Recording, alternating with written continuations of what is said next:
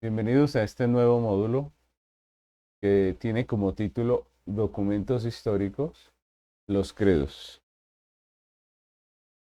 Vamos a estar hablando en este módulo acerca de los documentos históricos de la Iglesia, un tema que tal vez para muchos es desconocido, que muchas veces el creyente no sabe que hay unos documentos que a través de la historia la Iglesia ha conservado que son importantes para la Iglesia.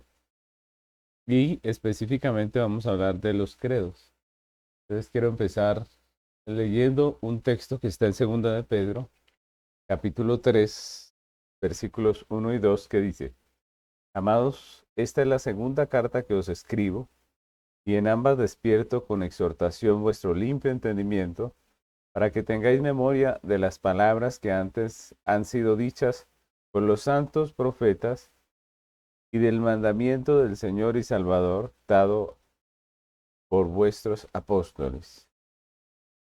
Este es un texto muy interesante porque el apóstol Pedro nos da un mandamiento específico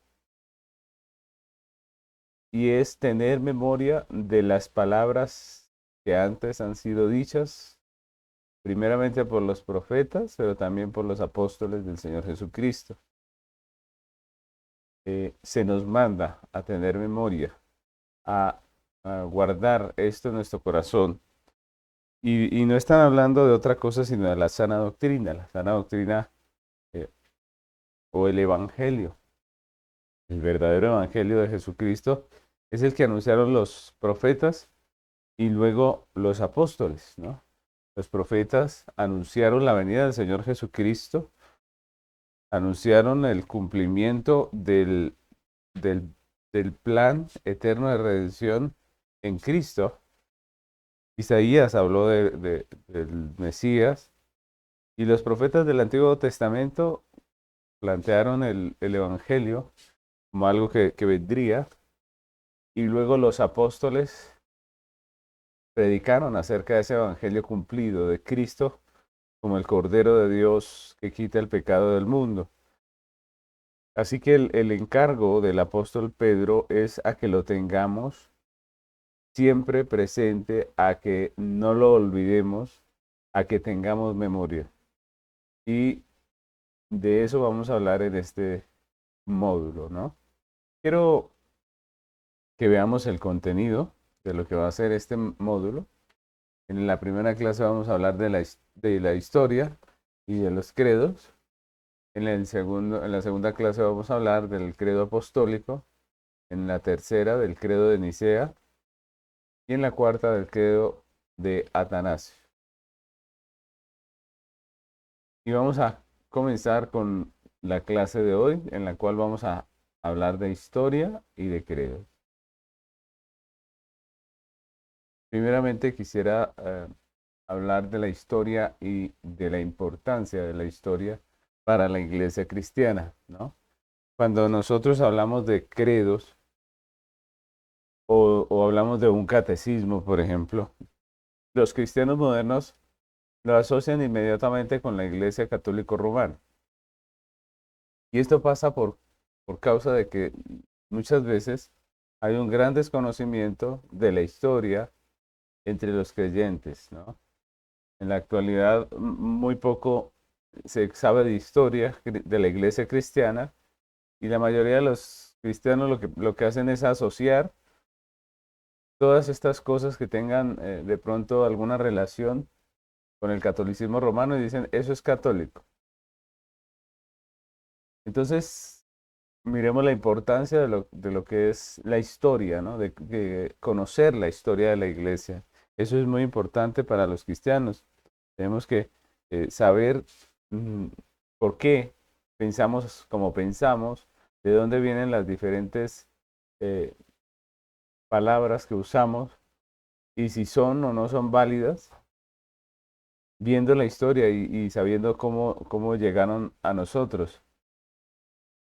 El Señor Jesucristo prometió en Mateo capítulo 16, versículo 18, dice, Y yo también te digo que tú eres Pedro, y sobre esta roca es- edificaré mi iglesia, y las puertas del Hades no prevalecerán contra ella. Ese es un texto maravilloso porque Dios mismo, Jesucristo, ha prometido que a pesar de las situaciones que vengan, las puertas del Hades no prevalecerán contra la iglesia.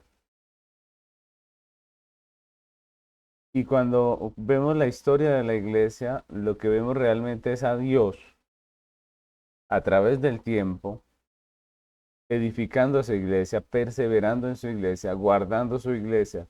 Por eso la historia de la iglesia es muy importante. Conocer la historia de la iglesia hará que podamos entender mejor la práctica y la doctrina de la iglesia, por qué hacemos lo que hacemos, ¿no? Tenemos que reconocer que Dios ha estado obrando a través de la historia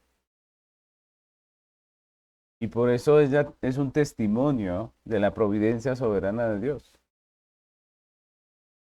Hay personas que menosprecian la historia, dicen, no necesitamos saber de historia de iglesia, eso no me sirve para nada, eso es simplemente para almacenar información, pero no es así. La historia de la iglesia es muy importante porque nos muestra cómo obró Dios a través del tiempo, nos muestra su providencia, nos muestra nuestros errores. Ahora, no estoy diciendo que la autoridad la tenga la historia ni la tradición, sino que es un medio por el cual vemos la obra de Dios en su pueblo. La autoridad suprema siempre la tendrá la palabra de Dios.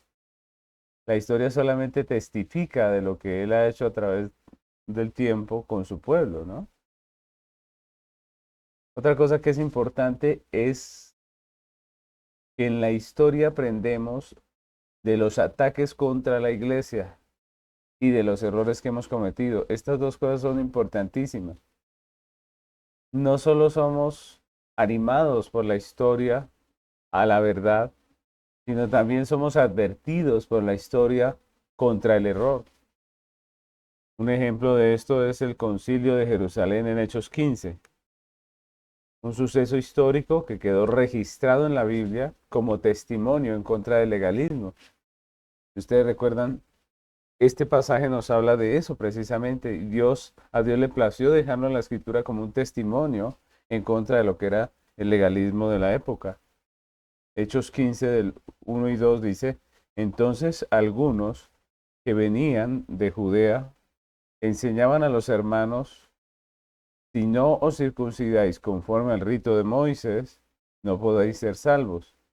Como Pablo y Bernabé tuviesen una discusión y contienda no pequeña con ellos, se dispuso que subiese Pablo y Bernabé a Jerusalén y algunos otros de ellos a los apóstoles y a los ancianos para tratar esta cuestión. Esta situación quedó registrada allí en la Biblia como testimonio. Miren la historia, lo importante que es. Ahora, el concilio, ¿cómo termina? Con una decisión que se pone por escrito en documentos y que se envía a las iglesias. Dice el versículo 30 y 31 de esa, de esa, de ese libro de los Hechos 15. Dice, así pues, los que fueron enviados descendieron a Antioquía y reuniendo a la congregación entregaron la carta, y habiendo leído la cual, se regocijaron por la consolación. Se escribió todo esto en carta que fueron enviadas a las iglesias. Así que hay mucho que aprender de la historia de la iglesia, de aquellos que han caminado con Dios antes que nosotros, de quienes al igual que nosotros hoy acertaron en muchas cosas, pero también se equivocaron. Sus aciertos nos ayudan, pero también sus equivocaciones, porque con ellas podemos aprender para no hacer lo mismo. Alguien dijo que el pueblo que no conoce su historia está condenado a repetirlo. Y eso es muy cierto en cuanto a la iglesia cristiana, ¿no? En la actualidad muchos grupos cristianos defienden doctrinas que si ellos miraran en la historia se darían cuenta que fueron denunciadas como herejías, que esa forma de pensar en los cristianos fue declarada como una falsa doctrina, pero muchos desconocen su historia y hoy en día apoyan esas cosas que en otro tiempo fueron declaradas herejías, que fueron obviamente censuradas por la iglesia por su falsedad. Por estas y muchas otras razones, la historia de la iglesia es muy importante para la iglesia y yo les animo a que prestemos un poco de interés a esta materia tan importante que es la historia de la iglesia. Y no solamente con este módulo, sino que ustedes eh, puedan consultar textos. Hoy en día, gracias a la tecnología, tenemos el cómo consultar textos y aprender un poco la historia de lo que es la iglesia cristiana en realidad, ¿no? Vamos a comenzar o a continuar más bien hablando de la iglesia y la historia de la iglesia. Vamos a entrar un poco en esa materia que es importante, que es la historia de la iglesia. Obviamente ese no es el centro de lo que estamos tratando aquí en este módulo, pero es necesario aprender un poco, recordar un poco la historia de la iglesia para poder entender lo que son los documentos históricos y los credos. Entonces vamos a hablar de la iglesia cristiana, de la historia de la iglesia cristiana. Como ya hemos visto en otros módulos, la iglesia o asamblea de Dios comienza desde Génesis, ¿no? Hay personas que piensan que la iglesia es un asunto del Nuevo Testamento, pero nosotros hemos visto ya en otros módulos cómo desde Génesis comienza verdaderamente la iglesia, ¿no? Los apóstoles nunca hablaron de la iglesia de Cristo como un pueblo diferente al pueblo del Nuevo Testamento, sino que todo lo contrario, ¿no? Podemos entender la iglesia si la miramos desde el Antiguo Testamento, y eso fue lo que hicieron los apóstoles. Los apóstoles no trajeron una nueva doctrina, no trajeron, no hablaron de un nuevo pueblo, de una nueva iglesia. Lo que hicieron ellos fue hablar de la misma doctrina del Antiguo Testamento, de los mismos personajes del Antiguo Testamento, de las mismas promesas del Antiguo Testamento y de la misma iglesia del Antiguo Testamento. Leemos, por ejemplo, en Gálatas capítulo 3, versículo 16, que dice la palabra del Señor. Ahora bien, a Abraham le fueron hechas las promesas y a su simiente. No dice a las simientes, como si hablase de muchos, sino como de uno. Y a tu simiente, la cual es Cristo. Miren nada más aquí en este texto cómo el apóstol Pablo le habla a los Gálatas y les habla de la iglesia del Antiguo Testamento, de Abraham. Y la iglesia del Nuevo Testamento es el cumplimiento de la promesa del Antiguo Testamento, es lo que están diciendo, lo que está diciendo ese texto. Dice, habla de la promesa que le hicieron a Abraham, donde en su simiente serían benditas todas las naciones de la tierra. Y así lo es. La iglesia es esa bendición de Dios. Es el cumplimiento de esa bendición, de esa promesa. Nosotros, los que no éramos hijos de Israel, físicamente hablando, fuimos bendecidos en la simiente que es Cristo.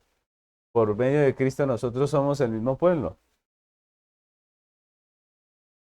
La simiente en la cual serían benditas todas las naciones era el mismo Cristo nuestro. Así que la iglesia comienza desde Génesis con Adán. Sin embargo, empieza a ser conocida como iglesia cristiana solamente hasta el Nuevo Testamento, hasta la venida de Cristo. Porque obviamente ahí es cuando viene Cristo y cuando la iglesia comienza a llamarse cristiana. Hechos capítulo 11, versículo 25 dice, después fue Bernabé a Tarso para buscar a Saulo y hallándole le trajo a Antioquía. Y se congregaron allí todo un año con la iglesia y enseñaron a mucha gente. Y los discípulos se les llamó cristianos por primera vez en Antioquía. Y ese texto es muy claro, ¿no? Fue en el Nuevo Testamento, fue después de la muerte de Cristo, que los apóstoles empiezan a predicar que la iglesia es llamada iglesia cristiana, ¿no? En honor a Cristo, que es nuestro Señor, nuestro Dios. Y aunque el tema no es la historia de la iglesia, vamos a ver un poco lo que fue la historia después de la crucifixión de nuestro Señor Jesucristo. Inmediatamente después de esa crucifixión del Señor, viene el periodo conocido como la Iglesia Apostólica, ¿no? Que no es otra cosa que la iglesia comandada por los apóstoles, digámoslo así, la iglesia creciendo a través del trabajo y la predicación de los apóstoles, y luego los discípulos de los apóstoles. Después de que mueren los apóstoles, pues están los discípulos de los apóstoles, que en la historia son conocidos como los padres de la iglesia, hombres como Policarpo de Esmirna, ¿no? Que fueron discípulos de los apóstoles y que también escribieron, que tienen algunos textos interesantes y muy buenos para la iglesia. Y es ese periodo que se conoce como los padres de la iglesia. Y luego vemos dentro de ese periodo que el enemigo quiso sembrar cizaña, ¿no? Todo el tiempo de la historia de la iglesia vamos a ver esto. El enemigo quiere sembrar cizaña con falsa doctrina. Desde los apóstoles estamos viendo esto. Ustedes leen las cartas del Nuevo Testamento, muchas de ellas lo que hacen es precisamente contender contra esas falsas doctrinas. Y el enemigo se quiere meter a como de lugar. Y los apóstoles defendieron la sana doctrina y sus discípulos, los padres de la iglesia, también defendieron la sana doctrina con concilios, con confesiones bíblicas, con credos, con todo lo que son documentos, lo que hoy en día tenemos como documentos históricos, ¿no? Y después la iglesia sigue creciendo bajo la persecución romana hasta que un emperador se convierte al cristianismo. Ese hombre se llamó Constantino del 272 al 337 después de Cristo, es la vida de este hombre. Y entonces la persecución cesó, la persecución física, la persecución romana cesa, y la iglesia pudo crecer aún más numéricamente, ¿no? Esa fue la realidad de la iglesia. Pero a medida que la iglesia crecía, la pureza doctrinal empezaba a perderse. Poco a poco fueron surgiendo algunas doctrinas contrarias al Evangelio y esto fue poco a poco, ¿no? Algunos piensan que Constantino eh, dañó pues la iglesia completamente, ¿no? Eh, Algunos incluso lo culpan de ser el creador de de todos estos errores, pero si ustedes miran la historia no fue así. Constantino, aunque tenía buenas intenciones, eh, aunque muestra favoritismo hacia la iglesia cristiana, hay muchas cosas que podemos hablar de él, si miramos la historia, que no son muy favorables, ¿no? Pero cabe destacar que a través de él la iglesia dejó de ser perseguida. Obviamente, esa posición de no ser perseguidos, pues comprometió un poco la iglesia con el Estado y ahí empieza una serie de malas decisiones de la iglesia que derivan en doctrina cada vez menos pura y pero todo no cambió en el tiempo de Constantino. No, allí apenas fue el comienzo. Y a medida que pasa el tiempo, la iglesia va adoptando diversas doctrinas que son contrarias al Evangelio, hasta que en el año 1300 encontramos una iglesia que está corrompida, tanto en doctrina como moralmente. Poco a poco la iglesia fue perdiendo su pureza doctrinal y de práctica, y en el año 1300, si nosotros miramos la historia de la iglesia, encontramos que había mucho desorden, mucha inmoralidad, mucha corrupción. Y durante todo este tiempo siempre hubo personas que intentaron llamar la atención a la iglesia para volver a la doctrina bíblica. No pensemos que todos estaban pues vendidos a los errores y entregados a la inmoralidad. No, siempre hubo un remanente, siempre habrá un remanente, una iglesia, unas personas llamando la atención de los demás para que se vuelvan a la doctrina bíblica, pero sin mucho éxito. Grupos, pequeños grupos en un lado y en el otro que son conocidos a través de la historia y que procuraron volver a la iglesia a la doctrina bíblica. En 1300 Dios comenzó a mover a hombres, a cuestionar a estos líderes, a hombres líderes de la iglesia, a hombres que tenían algún oficio dentro de la iglesia, a oficiales de la iglesia, a cuestionar las decisiones de la iglesia, a cuestionar toda esa inmoralidad de la iglesia.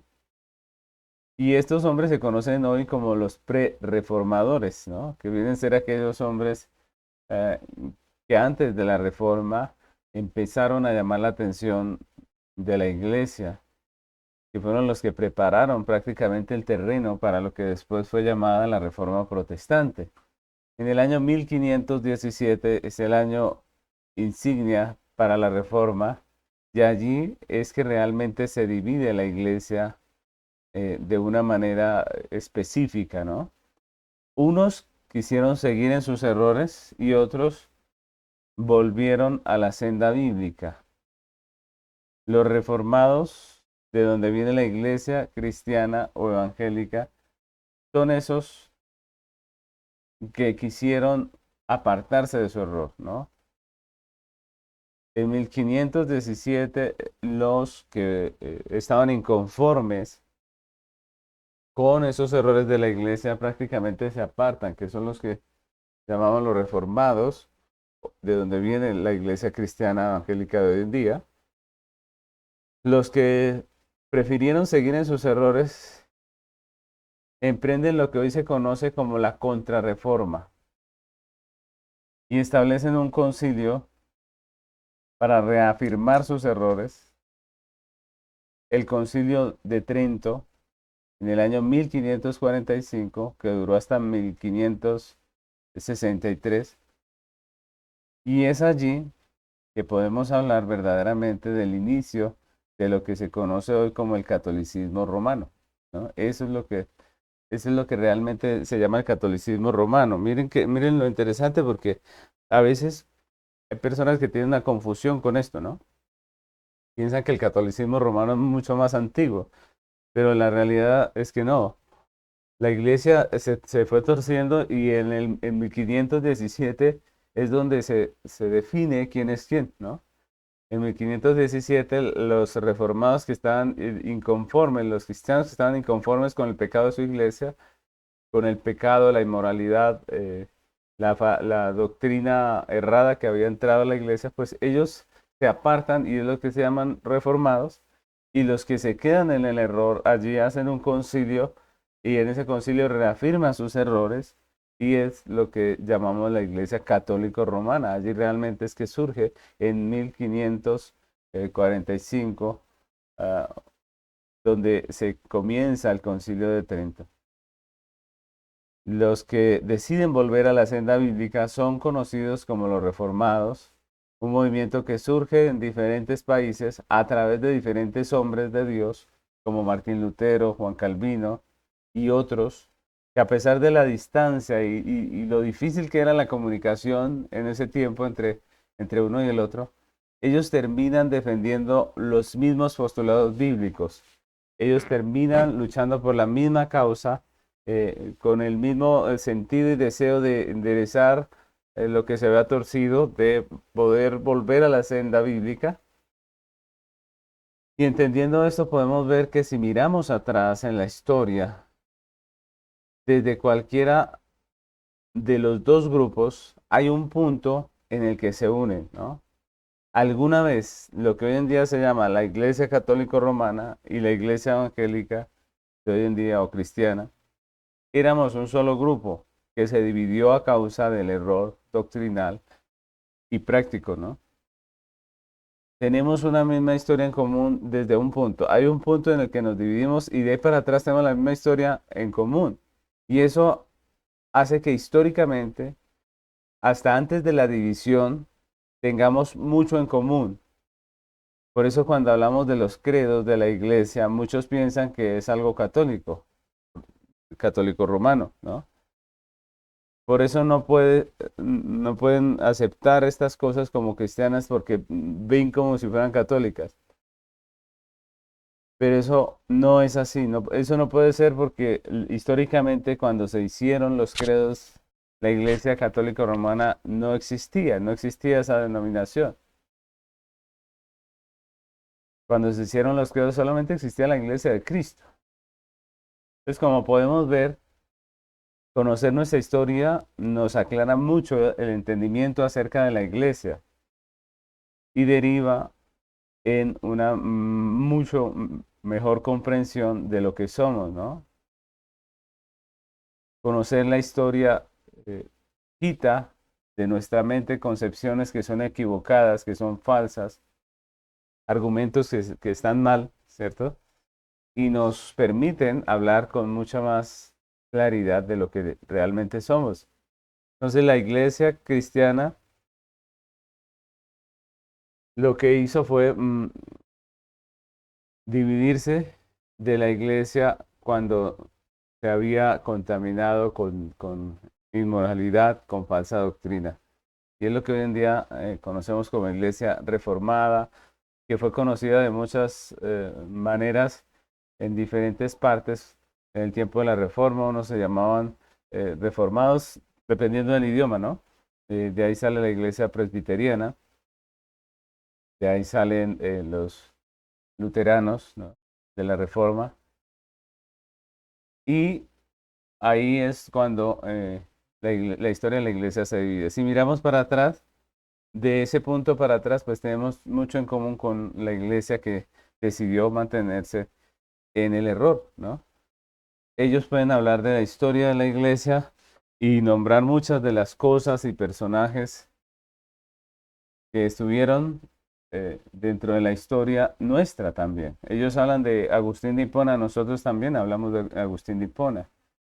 Ellos hablan de muchos documentos históricos antiguos, nosotros también, porque es la misma historia en común. Y por eso es importante conocer la historia de la iglesia.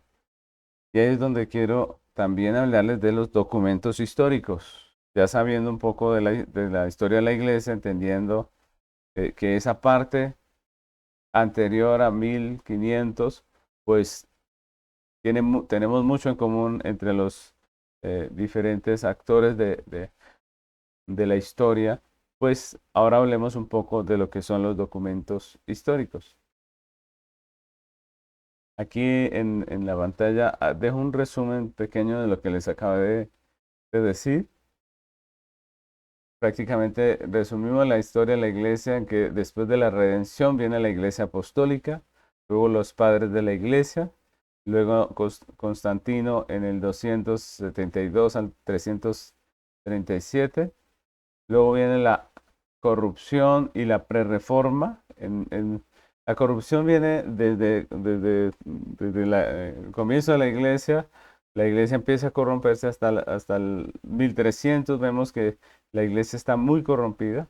Luego viene la reforma, después de la prerreforma, que son aquellos hombres que empiezan a preparar el camino para la reforma.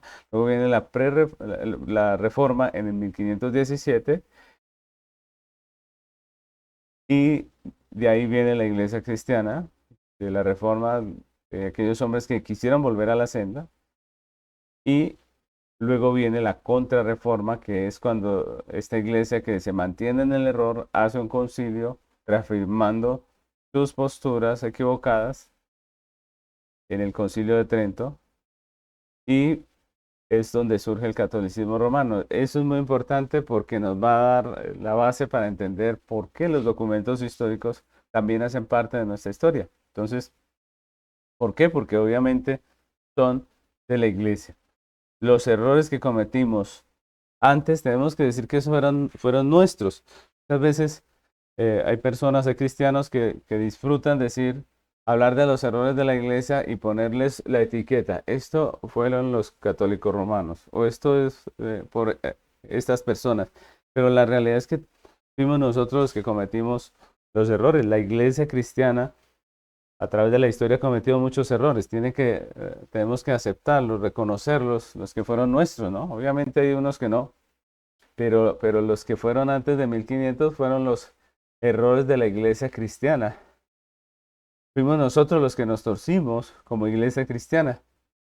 Y también fuimos nosotros los que despertamos y nos reformamos y dijimos hay que volver a la senda. Y eso es importante. Así que vamos a hablar ahora sí un poco de lo que son los documentos históricos. ¿Qué son los documentos históricos? A través de toda esa historia, cada vez que surgía la necesidad o que la verdad era atacada por la falsa doctrina o que se desviaba la iglesia y era corregida, pues lo que hicimos los cristianos fue seguir la costumbre apostólica. Y lo que hicieron los cristianos de la época fue establecer concilios y asambleas que terminaban con una declaración de fe bíblica que se oponía a lo que la falsa doctrina estaba proponiendo y que se hacía por escrito para dejar un testimonio a la iglesia en la historia, y esas declaraciones son lo que nosotros conocemos como documentos históricos, ¿no? Recordemos el concilio que encontramos allí en, en Hechos capítulo 15, versículo 22. Recordemos un poco esto porque es de ahí que la iglesia establece esa práctica, ¿no? De hacer una reunión con los líderes de las iglesias, de poner el asunto a discusión basados en lo que dice la escritura y de sacar una conclusión y enviarla a las iglesias. Y es lo que hicieron en Hechos 15 y lo que siguió haciendo la iglesia. Hechos 15, 22 dice, entonces pareció bien a los apóstoles y a los ancianos con toda la iglesia elegir de entre ellos varones y enviarlos a Antioquía con Pablo y Bernabé, a Judas, que tenía por sobrenombre Barsabás, a Silas, varones, y a Silas, varones principales entre los hermanos, y escribir por conducto de ellos, los apóstoles y los ancianos y los hermanos, a los hermanos de entre los gentiles que están en Antioquía, en Siria y en Cilicia, salud. Entonces, este es el documento que los apóstoles hicieron como conclusión de aquel concilio que se hizo en Jerusalén. Se hizo un documento, fue enviado a las iglesias. Y eso es lo que son los documentos históricos. Obviamente, este documento fue puesto en la Biblia, ¿no? Esto no hace parte de los documentos históricos, pero de aquí es que toma la costumbre la iglesia de hacer concilios, de elaborar documentos y de dejarlos como testimonio a la iglesia de lo que la iglesia ha creído a través de la historia. Entonces, los documentos históricos son declaraciones de fe, resúmenes de las creencias y doctrinas bíblicas de la iglesia en diferentes periodos donde la fe fue amenazada por la falsa doctrina. Los cristianos de la iglesia post-apostólica defendieron y confesaron la fe bíblica a través de credos, de diferentes credos, ¿no? Que vienen a ser los tres que quedaron en la historia. Fueron el credo de los apóstoles, el credo de Nicea y el credo de Calcedonia. Esos fueron los tres documentos llamados credos que quedaron en la historia. Estos credos eran breves y simples declaraciones de la iglesia que reflejaron la fe común cristiana en Dios y el evangelio que nos fue entregado. Y si vamos más adelante en el tiempo de la Reforma, allí también una serie de declaraciones unificaron a las iglesias reformadas en el Evangelio, ¿no? Y, y aunque tenían diferencias, algunas de estas declaraciones en gobierno, de temas como de gobierno, de sacramentos, en algunos documentos de estos, pues en sí estos documentos históricos tienen en común gran parte de la doctrina y fueron muy importantes para la iglesia. Declaraciones como la Confesión de Fe de Augsburgo en Alemania en 1530, la Confesión de Fe de Westminster en Inglaterra en 1546, con sus respectivos catecismos, la Declaración de Fe de Zamboya en 1658, entre otras. Explicaron las convicciones doctrinales de las iglesias reformadas y esos documentos también son muy importantes. Entonces los credos al comienzo, pero luego las confesiones, los catecismos, y esto es importante aclarar ese tema del catecismo. Nosotros escuchamos el tema del catecismo y hoy en día pues uno dice catecismo, lo asocia inmediatamente con la Iglesia Católica Romana, pero la palabra catequismo o catecismo lo que significa o lo que nos está hablando es de una forma de enseñanza a través de preguntas. Y esos son los catecismos. Son enseñanzas a través de preguntas. Si usted elabora una clase a través de preguntas, pues podemos decir que ese es un catecismo, ¿no? Y de lo que se trata es de enseñar una doctrina. Obviamente existen catecismos de iglesias que no son bíblicas, pero los catecismos de los que hablamos aquí son los catecismos de la iglesia cristiana con declaraciones bíblicas que fueron usados en la historia de la iglesia para enseñar a los nuevos creyentes, para enseñar la doctrina, y que son documentos valiosos, muy hermosos, muy profundos en cuanto a doctrina, teología, que van a ser de bendición para la iglesia. Conocer estos documentos históricos de la iglesia va a ser muy importante para las congregaciones del tiempo de hoy, porque allí hay cosas incluso que la iglesia moderna muchas personas no van a entender, porque hoy en día, desafortunadamente, mm, eh, hemos llegado a tal punto por pereza, digámoslo así, o por falta de interés, de que la iglesia no entiende mucha terminología bíblica que está allí incluida en los catecismos, ¿no? Para algunas personas cristianas hoy en día va a ser muy difícil algunas palabras que vienen en los catecismos o algunos temas, porque sencillamente la iglesia se ha vuelto muy floja para estudiar la doctrina. Y por eso la importancia de estos documentos. Yo creo que nuestras iglesias deben aprender la sana doctrina como Dios manda. Deberíamos cada vez tener iglesias más fuertes en cuanto a la fe, porque por falta de estudio de la palabra de Dios es que las personas no están preparadas cuando viene una falsa doctrina, cuando viene una doctrina errónea, una, una de estas nuevos movimientos, se lleva a tantas personas porque sencillamente el cristiano no está preparado teológicamente, no está preparado para conocer su fe. Y vemos que en la historia de la iglesia hubo iglesias más fuertes, ¿no? Iglesias que tuvieron una preparación teológica mucho más firme y que por eso, en medio de circunstancias tan difíciles, de ataques tan fuertes, ellos se mantenían firmes, parados en la sana doctrina, en la roca que es Cristo.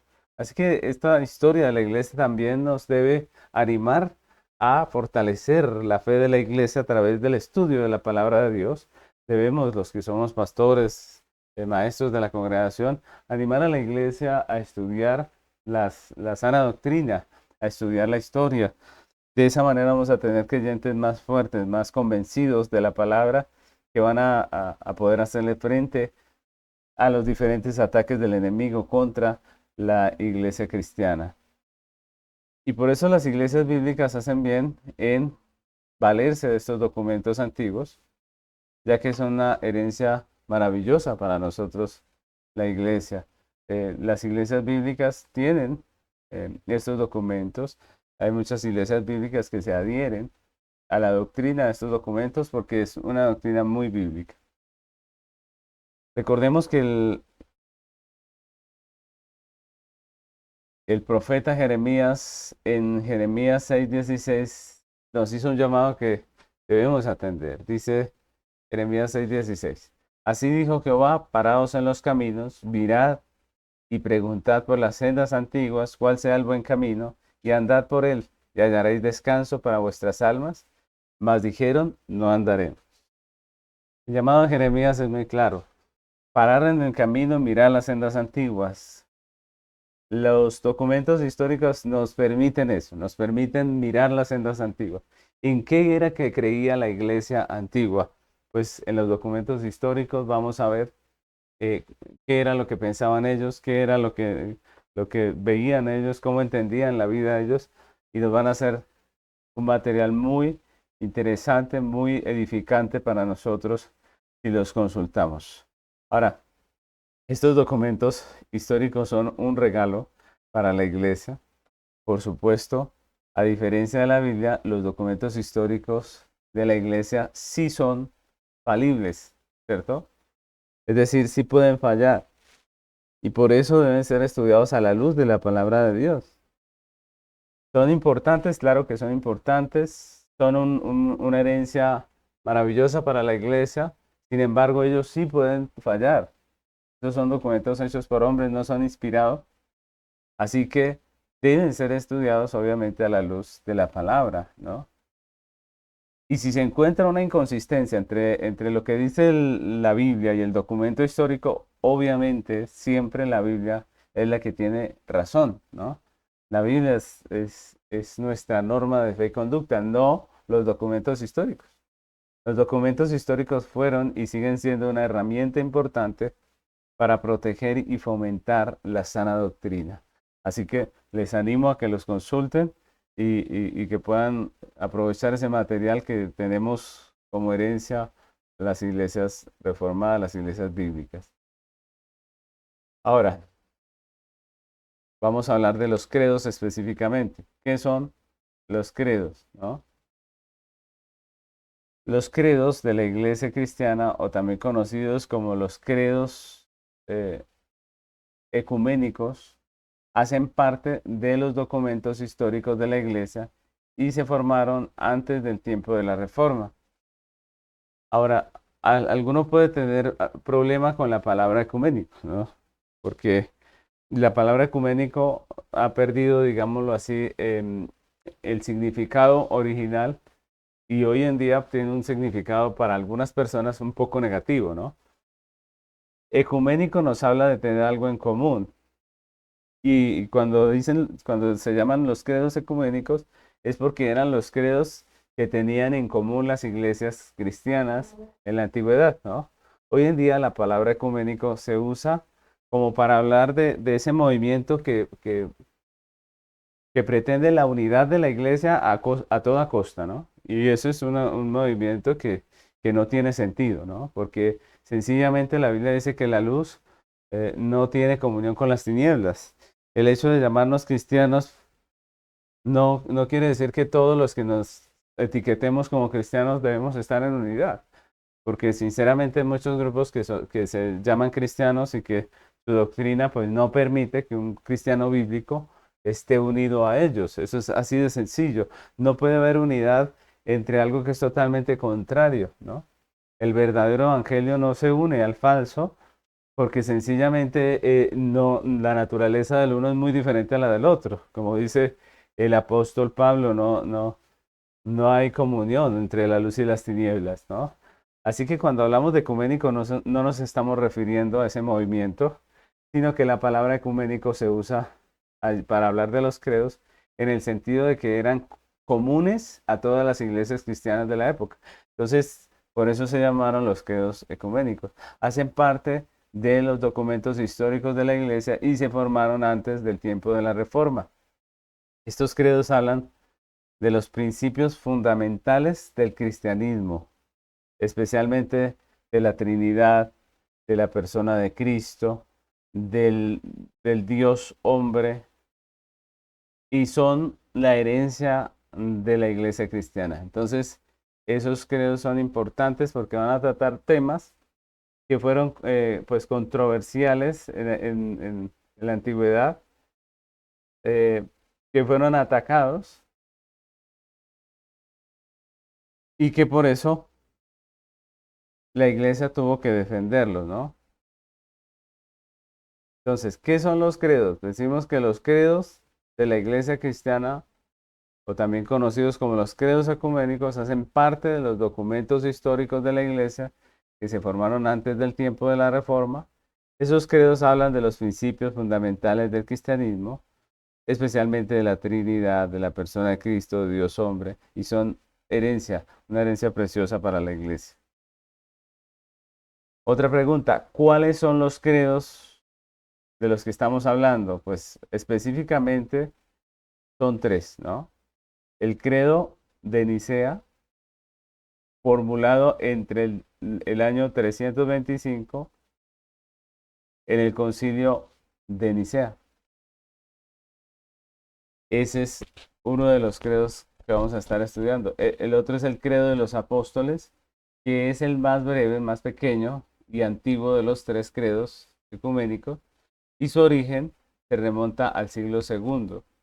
Y también vamos a hablar del credo de Atanasio en el siglo cuarto, que es el más largo y complejo de los tres credos ecuménicos y se le atribuye a Atanasio, que era el obispo de Alejandría. Entonces, esos tres son los credos que vamos a estar estudiando en este módulo. Y ahora hablemos un poco de la importancia. ¿Qué importancia? Podría preguntar a alguien, ¿qué importancia tienen esos credos para nosotros? ¿Cierto? Algunos eh, podrían preguntar por qué son importantes, por qué la iglesia debería consultar estos documentos históricos específicamente. Pues los credos tienen muchas razones por las cuales son importantes para la iglesia, pero vamos a hablar de tres razones. La primera es doctrinal, ¿no? La importancia doctrinal de estos documentos, ¿no? En los credos se declara brevemente la doctrina de toda la escritura, el Antiguo y Nuevo Testamento, sin añadir elementos no bíblicos. Miren lo interesante. Estos credos no añaden ningún elemento que no sea bíblico, sino que prácticamente resumen la doctrina del Antiguo y del Nuevo Testamento y se ponen allí por escritos. Entonces, esto es muy importante porque la Biblia prohíbe añadir y quitar a la doctrina bíblica. Y lo que hacen los credos es manifestar las doctrinas en que la iglesia está firme y eso es por eso se llaman credos, porque decimos nosotros creemos en esto. Es más, estos documentos fueron usados como confesiones de fe en las iglesias eh, de los primeros siglos. Algunos incluso dicen que fueron usados en el tiempo en el que las personas se bautizaban para declarar su fe. Apocalipsis 22, del 18 al 19 dice, yo testifico a todo aquel que oye las palabras de la profecía de este libro. Si alguno añadiere a estas cosas, Dios traerá sobre él las plagas que están escritas en este libro. Y si alguno quitare de las palabras del libro de esta profecía, Dios quitará su parte del libro de la vida y de la santa ciudad y de las cosas que están escritas en este libro. Y ese es un texto que nos habla de la importancia de preservar el mensaje bíblico como está, de no añadirle ni quitarle. Y eso también tiene que ver con nuestras enseñanzas, con nuestros documentos. Nosotros no debemos enseñar lo que la Biblia no enseña, ¿cierto? Ni quitarle a la Biblia. Y es lo que hacen lo que hace importante em, los credos de la iglesia, ¿no? Los credos lo que hacen es testificar de lo que dice la Biblia y lo que los cristianos creemos acerca de lo que está escrito en la Biblia. No añade ninguna cosa extraña, no añade ningún libro extraño, ninguna parte de ningún texto extraño, sino solamente lo que nosotros creemos que está escrito en la Biblia. tiene una importancia, por tanto, doctrinal, porque la iglesia puede mirar en estos documentos históricos, en los credos, mirar la doctrina que siempre ha querido la iglesia a través de los tiempos. Otra razón por la cual es importante los credos para la iglesia es la importancia apologética. A través de ellos se rechazan los errores y las parcialidades, digámoslo así, de las sectas. Es decir, esto que las sectas hacen de tomar una parte como cierta y la otra no. Lo que hacen los credos es precisamente rechazar esos errores y esas parcialidades. Y esto es muy importante porque la iglesia no debe tolerar el error. No debe tolerar el error. Y ese ejemplo de los credos pues nos da a nosotros también herramientas, ¿no? Nos da a nosotros también claves importantes para hoy en día rechazar el error. Apocalipsis 2, 14 al 16 dice, pero tengo unas pocas cosas contra ti, que tienes ahí a los que retienen la doctrina de Balaam, que enseñaba a Balac a poner tropiezo ante los hijos de Israel, a comer de cosas sacrificadas a los ídolos y a cometer fornicación. Y también tienes a los que retienen la doctrina de los nicolaitas, la cual yo aborrezco. Por tanto, arrepiéntete, pues si no, vendré a ti pronto y pelearé contra ellos con la espada de mi boca. Es un llamado de Dios, del Señor Jesucristo, a su iglesia, a no tolerar el error, más bien a combatir el error, a exponer el error. Y lo que hacen los credos precisamente es esto. De ahí es la importancia apologética de los credos. Los credos lo que hacen es rechazar los errores doctrinales y creo que la iglesia debería aprender de la iglesia antigua a rechazar. Miren, hoy en día cuánta falsa doctrina no está metida en la iglesia cristiana. Esa es la realidad. Hoy en día hay muchas doctrinas que no son cristianas con las cuales se ha mezclado el evangelio, ¿no? Y pocos son los que salen a decir, eso no está bien, eso no es bíblico, eso es corrupto, ese no es el Dios de la Biblia. Hoy en día tenemos una imagen de Dios en nuestra mente, en la mente de algunos cristianos, que no es exactamente la que la Biblia ofrece, porque sencillamente hay muchos errores y debemos aprender de estos cristianos antiguos a nosotros también defender la iglesia de todos estos errores. Finalmente podemos decir que también los credos tienen una importancia para la iglesia en cuanto a la unidad. Los credos fijan una regla para la unidad en la fe de las iglesias y en los creyentes. Esa unidad que desea la iglesia, de aquellos que desean verdaderamente ser bíblicos,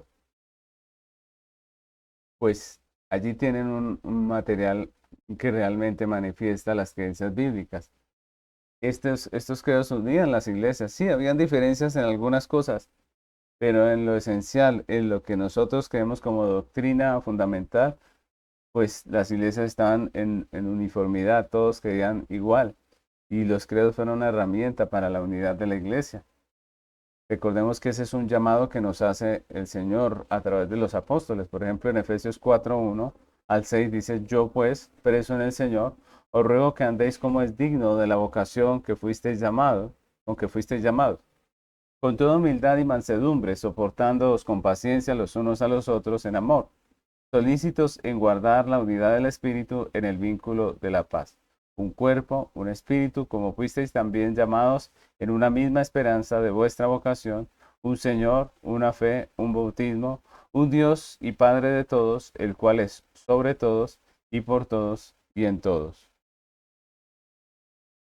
Esta es una razón bastante importante, la unidad de la iglesia. Todos debemos tener unas confesiones bíblicas, todos debemos tener confesiones bíblicas, todos debemos creer uniformemente en la misma fe, en la fe de los apóstoles, de los profetas, como decía el texto con el que empezamos.